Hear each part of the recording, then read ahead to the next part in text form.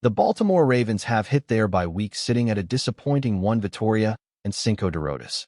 And after yet another frustrating loss, this time to the Rams, head coach John Harbaugh is finally signaling that changes might be on the way. Not vague, generic, we'll evaluate things kind of changes, but real, specific adjustments that could reshape this roster moving forward. And let's be honest, if Baltimore wants any shot at salvaging this season, those changes can't come fast enough. Harbaugh addressed the media earlier in the week and was notably more candid than usual. He made it clear that the coaching staff is looking hard at internal roster options, particularly on the offensive line and the edge rushing unit. Now, whether that's just coach speak to keep the fan base from completely turning on the team or a genuine sign that decisions are being made behind the scenes, we're about to find out. Let's start with the most glaring issue, the offensive line. It's no secret this unit has been a disaster. Even with Lamar Jackson under center earlier in the year, it was clear he was being forced to play hero ball almost every snap. The protection has been inconsistent at best and downright embarrassing at worst. One stat in particular puts it all into perspective. Through 6 games, the Ravens' offensive line ranked near the bottom of the league in pass protection. Ronnie Stanley, once a top-tier left tackle, has looked like a shell of himself. Andrew Voorhees, Kyle Linderbaum, Daniel Falale, none of them are delivering at a level that inspires confidence. The only consistent performer has been Linderbaum, and even he's being dragged down by the lack of quality around him. John Harbaugh was asked directly whether we might see personnel changes coming out of the bye week. His response? Absolutely. We're considering those kinds of options for sure. And he wasn't just talking about vague evaluations. He specifically mentioned guys like Emory Jones and Corey Bullock as names they're watching closely. The bye week, as he put it, is the perfect time to see what these players can do in live reps during practice. For someone like Emory Jones, who has barely had any time to practice due to a shoulder injury, this could be his first real chance to show whether he's ready to contribute. That said, Harbaugh was quick to add that they won't rush anyone into action who isn't ready, especially when it comes to responsibilities like pass protection. Still, you don't drop names like Emory Jones and Corey Bullock unless you're seriously considering shaking things up. And frankly, they have to. Daniel Falale has struggled in a major way. Whether it's getting beat clean off the line or simply failing to hold blocks for more than a second or two, he's not getting it done. Voorhees might have earned himself another look after a better performance against the Rams, but Falale? The patience is wearing thin. And when you hear Harbaugh admit that there are veteran linemen on the practice squad being evaluated for possible game action, that's another clear sign the team is searching, maybe even scrambling, for answers. But how did the Ravens even get here? A lot of the blame falls on how this front office approached the guard position in the offseason. Instead of bringing in real competition, they essentially handed the job to Falale and Voorhees. And while it's easy to get excited about young talent, that excitement doesn't mean much when it's not backed by performance on the field. Injuries to guys like Emory Jones obviously complicated things, but the bigger issue is that there was never a real competition to begin with. It was almost like the coaching staff and front office had already decided who the starters were before camp even started, and that kind of approach can backfire quickly. And it has. The offensive line has not just been underwhelming, it's been a liability. And the biggest concern moving forward is that it's not exactly easy to rebuild an offensive line midseason. Every team in the league is desperate for quality linemen, and nobody's giving them up for cheap. That's why these internal evaluations are so important. If there's even a slight chance that a guy like Bullock can be a serviceable upgrade, you owe it to the team, and especially to Lamar Jackson, to find out. Speaking of Lamar, his absence has once again reminded the world just how much he covers up for this team's flaws. Without him, the offense is averaging just 6 puntos per jogo. Let that sink in. 6. And even when he's healthy, he's constantly having to escape pressure, extend plays, and turn broken snaps into something watchable. This line isn't just making life hard. It's making it nearly impossible to build any kind of rhythm offensively. The difference between the Ravens with Lamar and without him is staggering. 32 puntos per jogo with him, and almost nothing without him. That tells you everything about where this offense truly stands. But the offensive line isn't the only concern. The edge rush is another area that's been completely gutted. With Adaf Owa traded to the Chargers and Tavius Robinson going down with a broken foot, The Ravens are left with just 3 healthy outside linebackers: Kyle Van Noy, David Ohabo, and Malik Ham. And to make things worse, not a single edge rusher recorded a pressure in Week 6. 0. Nada. That's simply unacceptable in today's NFL, especially against a Rams offensive line that ranks among the worst in the league. John Harbaugh acknowledged the issue and hinted that the team is looking at both internal and external solutions. There are a couple of intriguing names on the practice squad like Ham and Kelly Sanders, and Harbaugh seemed open to giving one of them a shot. But he also made it clear that bringing in help from outside the building is still on the table. The problem? The market is thin. The pool of available pass rushers is shallow, and the few veterans still out there might not be the kind of difference makers the Ravens are looking for. One possibility that's gaining traction is a trade. With the Tennessee Titans firing their head coach and clearly heading into rebuild mode, some veterans might become available. And the name that keeps coming up is Kevin Zeitler. He's on a 1-year deal with the Titans and could immediately step into a starting role in Baltimore, where he's already familiar with the system and the city. Plugging Zeitler into the offensive line would not only be an upgrade over Falale, but it would also provide some much-needed veteran leadership in a unit that desperately needs it. The offensive line issues, the lack of pressure from the edge rushers, the lack of urgency in key moments, these are all symptoms of a bigger problem. Right now, the Ravens don't look like a team that believes in itself. The body language, the messaging, even the decisions on the field, like letting the clock run down while trailing by 2 touchdowns, all of it points to a team that's lost confidence. And that's dangerous. That's how seasons spiral out of control.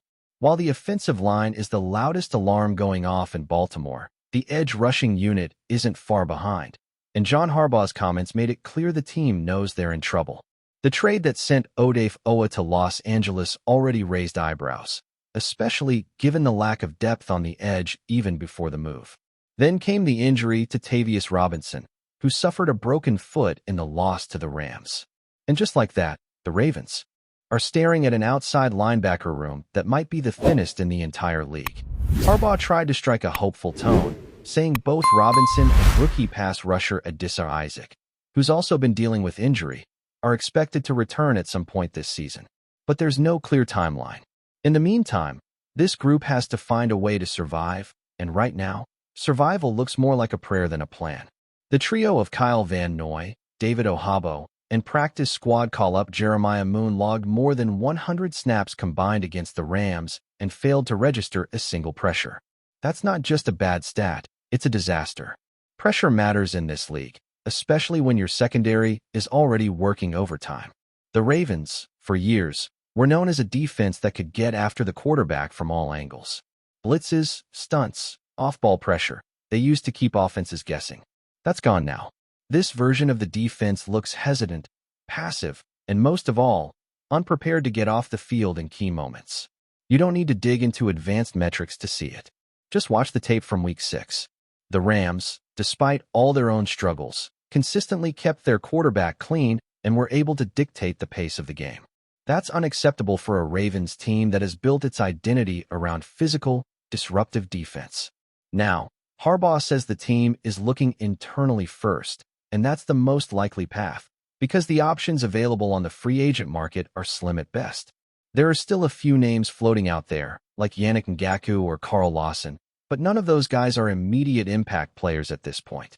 Even if you do sign one, you're probably getting 30 to 40% of the snaps at most, and you're still stuck in the same rotation with little upside. What this team really needs is either a breakout from within or a bold move from the front office. And that's where things start to get interesting. Because over in Tennessee, things are starting to fall apart quickly. The Titans became the first team this season to fire their head coach, and that kind of move usually signals a willingness to start selling pieces before the trade deadline. If the Ravens want to make a real statement that they're still in this fight, that they haven't thrown in the towel on 2025, then now's the time to strike. There are 2 names that make a lot of sense for Baltimore in this situation: Kevin Zeitler and Jeffrey Simmons. Zeitler, of course, would be a reunion. He knows the building, the system, and the staff. More importantly, he would immediately bring stability to a guard position that has been a revolving door of inconsistency. He wouldn't cost much, maybe a 5th-round pick at most. That's the kind of low-risk, high-reward move the Ravens used to be known for. And considering Baltimore is projected to have multiple fifth-round picks in the next draft, it feels like a no-brainer. Jeffrey Simmons is a much bigger swing.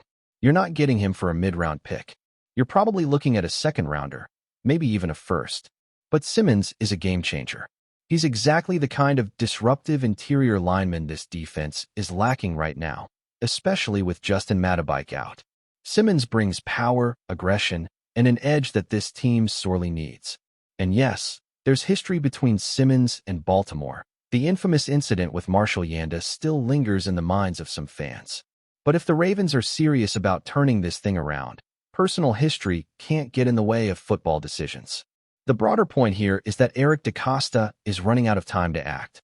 The Ravens came into the year believing they had one of the deepest rosters in the league. But that depth has been exposed. The depth behind the starters isn't producing. The injuries have hit harder than expected. And most importantly, the internal development pipeline, the one Baltimore has relied on for decades, just isn't churning out ready-to-go talent fast enough. That leaves DeCosta with two options: admit this season is over and become sellers at the deadline, or double down and go get guys who can help right now. Because here's the truth, the season isn't mathematically over. Far from it. The Ravens have one of the easiest remaining schedules in the NFL. Statistically, they still have a path. But it's only a path if they commit to making real changes. That means benching underperforming players, even if they were draft picks or off-season projects. That means bringing in outside help, even if it means parting with picks. That means putting your best 11 on the field, not just the ones you hoped would develop. John Harbaugh's tone suggests he knows what's at stake. The players seem frustrated. The fans have every right to be angry. But what matters now is how the team responds. If this bye week passes without meaningful changes, if Falale is still starting, if the pass rush still looks lifeless, if nothing new happens, then that tells you everything about the direction this team is heading. Before we dive in, don't forget to hit that subscribe button and give this video a thumbs up. Your support keeps us bringing you the latest news on the Baltimore Ravens. And hey, drop your take in the comments below. We want to hear from the flock. In a move that has sent shockwaves through the NFL, the league has reportedly decided to overturn a controversial game result, awarding the victory back to the Baltimore Ravens after what many called a glaring officiating mistake. Sources close to the situation suggest that this decision, which comes after days of intense scrutiny and internal review, has reignited tensions between the Ravens and their longtime rivals. The game in question, which had originally gone down as a loss for Baltimore, became the center of debate immediately following a disputed call in the final minutes. Fans, analysts, and former players weighed in heavily, arguing that the Ravens had been robbed of a legitimate win. According to insiders, the NFL's decision to correct the record is being framed internally as an attempt to right a wrong, though not everyone agrees with this approach. Rival teams have reportedly expressed frustration over the move, with some questioning the precedent it sets. Could the league be opening the door to more post-game interventions? For Baltimore, the news is, of course, a relief and a vindication for players and coaches alike. But the celebration comes with a twist. Social media is ablaze with criticism from fans of other teams, accusing the NFL of favoritism and inconsistent rule enforcement. Analysts suggest that this could alter playoff dynamics and even impact player morale league-wide. While Ravens supporters are jubilant, rival fan bases are already calling for clearer guidelines and stricter adherence to in-game officiating. Within the Ravens camp, however, there's cautious optimism. Sources say the locker room is buzzing with renewed energy, and head coach John Harbaugh reportedly sees this as a rallying moment for his team. Despite the excitement in Baltimore, the controversy is far from over. Sports media outlets are dissecting every angle, debating whether the league's intervention was justified or if it undermines the integrity of the game. One thing is clear. This isn't just a correction of a single game result. It's a story that has reignited age-old rivalries and will likely dominate NFL conversations for weeks to come. As the Ravens prepare for their next matchup, fans and critics alike will be watching closely, knowing that what happens on the field now carries the weight of a league trying to reconcile fairness with the chaos of competitive football. That's it for this update. If you enjoyed the video and want to stay in the loop with exclusive news on our Baltimore Ravens, Make sure to subscribe and hit that like button. We'd love to hear what the flock thinks. Drop your thoughts in the comments. See you in the next one.